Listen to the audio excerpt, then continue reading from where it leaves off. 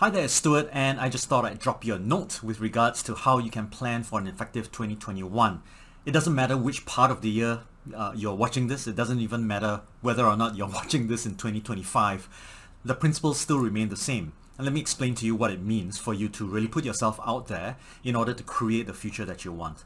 It has been said that a lot of things that you want to create in your life are based on your imagination, the ability for you to look into possibilities so that you can manifest those possibilities. Now, I know I'm utilizing words that don't seem to make very much sense. Like, how do you manifest? It's like, do you manifest like that? And the answer is the manifestation process is actually a very straightforward way, right? There's no mystery about it. I know it sounds new agey, but the idea behind manifestation is using your hands and legs, making something out of nothing. We've done these kinds of things before. You have a machine because you imagined what you wanted and then you constructed something to be able to do what you wanted.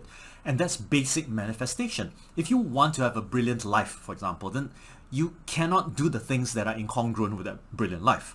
So I'm going to share with you 4 circles or 4 cycles, which is sort of like a embellishment of some of the goal setting approaches that I've seen in my life before. A lot of people mistake goal setting with just simply doing tasks. If you're doing a task, it's very likely that you're going to end up being sidelined, disengaged, uninterested over the long term, which is why there are a lot of people who are really, really successful because they put themselves out there, but they're not incorporating meaningful and values-driven goals. So first and foremost, if you want to go through the goal setting process, obviously you will need a coach, right? I mean, in my position right now, what I typically do is I work with and audit people's goals so that they'll be better at not just being competent at things, but that they have the right kinds of beliefs that can get them there.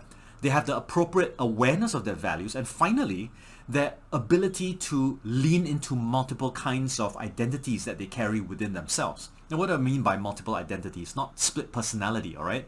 But I'm really meaning that if you wanted to become confident, you need a character that you can step into so that you can embrace this identity of yours. If you're playing a role identity, then there's a distinction between you being a victim, which is a role, versus being a responsible citizen, which is a different role. And depending on which identity you bring to the fore, it's going to enable you or disable you. So the choice really is yours. Now, having said that, let's talk about the 4 concentric circles. The first circle right in the center, which is the core of you, is based on 3 things: your physical, emotional, and psychological well-being. And when I talk about well-being, I don't just mean, mental health and stuff like that. Yes, it could be, but most health is created because you're stressing the body out. They found that in intermittent fasting, where a starving body is able to secrete the appropriate enzymes that are muscle sparing and muscle protecting, which is interesting. Contrary to eating the same foods all the time, it seems that when you switch out your foods, a little bit more beef, less fish on one day, and then suddenly more oysters, more scallop on another day and no beef, and you switch out these throughout the course of your life and not give your body the sense that it's going to be completely well taken care of all the time, it actually increases your body's ability to remain in a protected state. In other words, it's now more adaptive, more able, and it's not just going to wait for that 2, 3, 4 meals that you are able to feed it every single day. In other words, sometimes the ability to stretch yourself is paramount to being able to see how far you can go. And you can see this through different types of people. Initially they couldn't do a single push-up. Now they do 10, and then next year they do 100. All it takes is for a person to recognize that if they can do it one time, they can do it 10% more, and then 10% more after that. And they continue to expand their capacity simply by pushing themselves and stretching themselves. Same thing with tolerance of emotional states. Same thing with the ability to switch inside of your mind what seems to be an inconvenient thing into something that becomes really powerful, and you embrace the inconvenience as a means of challenging yourself. So this central circle is what I call the character circle, right? You can't just set a task and then say, okay, I'm going to become a person of character. Don't think it happens that way. Instead, it's a regular cycle. You keep doing it over and over and over and over again, and then character actually emerges from that. Next, after you've got the character, guess what? The next circle is your social circle. It is with your kind of character that when you go into society, you meet with people, you attract the people whom are lifelong friends, maybe even lifelong partners, intimate partners, and that helps you to form a certain network, a support network for your endeavors. Because if you don't have that character, then it doesn't really matter who you meet, whom you're friends with, right? So it's because you've got that character that when you go out and you start making these friends, they gravitate or magnetize towards you because they're attracted to you in some special way. At the end of the day, it's all about a constant and never-ending process of improvement and change, which is why even in society, society functions as a mirror. Your intimate relationships are going to function as a mirror in terms of what habits you have yet to curate for yourself that make you a stronger, better partner. Same thing, when you go from social to business, remember, being in a social category does not necessarily mean you're going to work with people, but you're going to strengthen the network of collegial relationships. And again, some of these people in the business circle are going to end up being good friends of yours because you went through thick and thin together, right? But that business circle is unlikely to open up completely for you if your social network is weak. Or even worse, if your character and your ability to produce results is weak. See, so nobody wants to hire anyone who doesn't have the basic competencies of managing their emotional state, doing what they say they will do, and let alone having the mental capacity to solve problems and to create solutions for organizations. Nobody's ever going to do that. So you have to put yourself through the mill, right? And to be able to create something that is of value to the people in the social circle as well as in the business circle. So that business circle centers around your career or your business. And then, of course, business begets finance, financial capability, and of course, your lifestyle. So those are the three circles. But there's one very interesting circle that a lot of people don't really talk about, which is the spiritual circle. I personally don't believe that you're in charge of the spirituality of the world. I mean, you can come to listen to it, you can come to get a sense of it, but most of the time, spirituality is not controlled by us. It is a controlling factor in our lives. In other words, it acts on us rather than us choosing it. And of course, it's reciprocal in certain senses, because if you don't listen to whatever the universe is saying or God is saying or whatever, it's very difficult for you to complement it, right? So you need to be able to, in a sense, in this case, listen to what the universe wants for you in order for you to get to where you need to go. But that's the irony. On one hand, that outer circle is about the thing that is greater than you. So how can it actually be controlled by you? But at the same time, if you fail to listen to that and pay attention to that great void, that greatness out there, it's going to be challenging because you might be running down the wrong pathway that is not going to help you in the long run. So at the end of the day, being able to be successful is firstly recognizing that you've got to build habits. NLP allows you to create the right kinds of habits and to be able to do them consistently. Forget about just goal setting. Think about the cognitive process of turning a desired behavior into a natural habit. That's one of the key powers. The second one is people.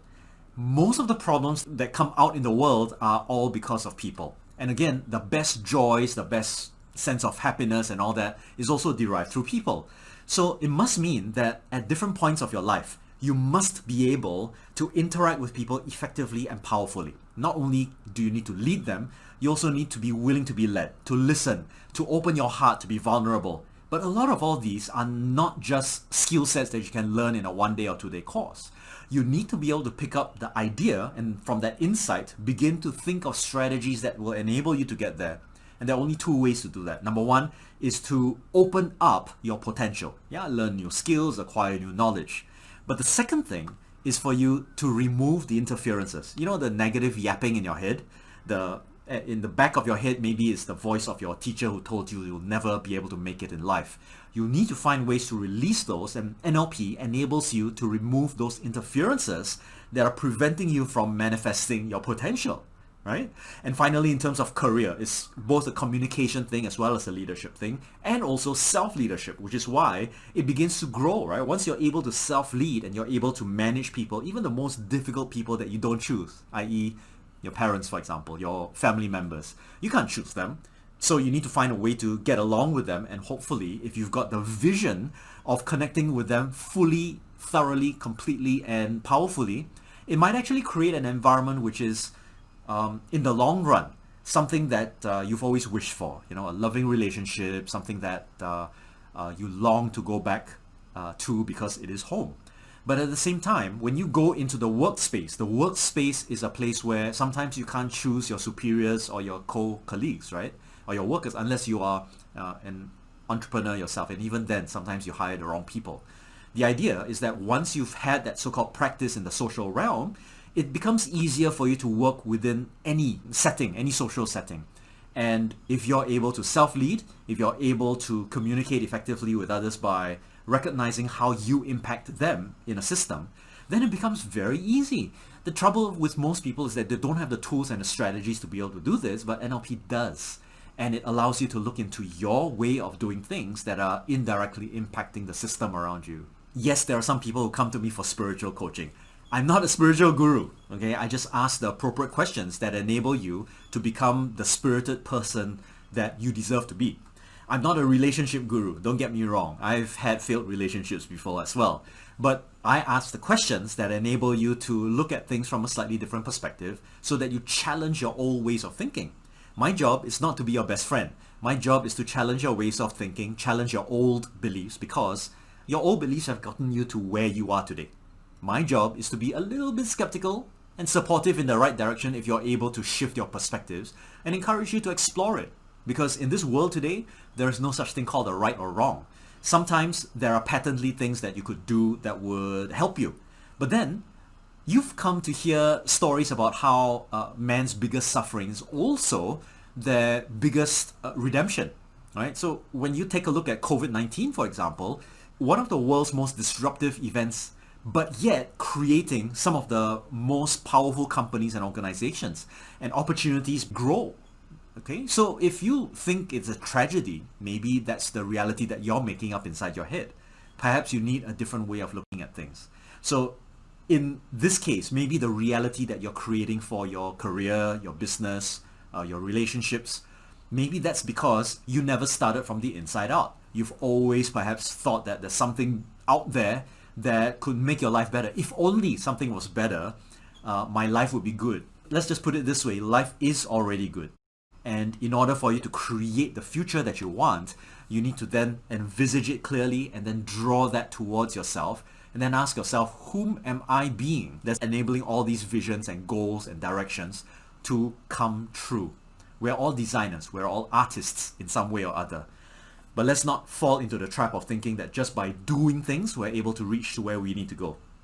Sometimes it's a combination of allowing us some time to go deep inside ourselves and discovering what our true strengths are, and bringing those strengths to bear on the world, on the troubles, the challenges, and then to go one more level and to see how much we can take. Because in the show Rocky Balboa, one of the wonderful quotes I still remember is that it's not about how hard you can hit, but how hard you can get hit and still keep moving forward, because that is a measure of character. So let's have a conversation and let's see how best we can pinpoint some of these areas of insight so that you can at least start your journey. Perhaps it's time for you to stop listening to the old beliefs that you've grown up with and begin to start incorporating new perspectives and new ways of looking at the world so that you can craft a better future and a better version of yourself. So go ahead, click on that link, fill up the survey form, and I look forward to having a chat with you.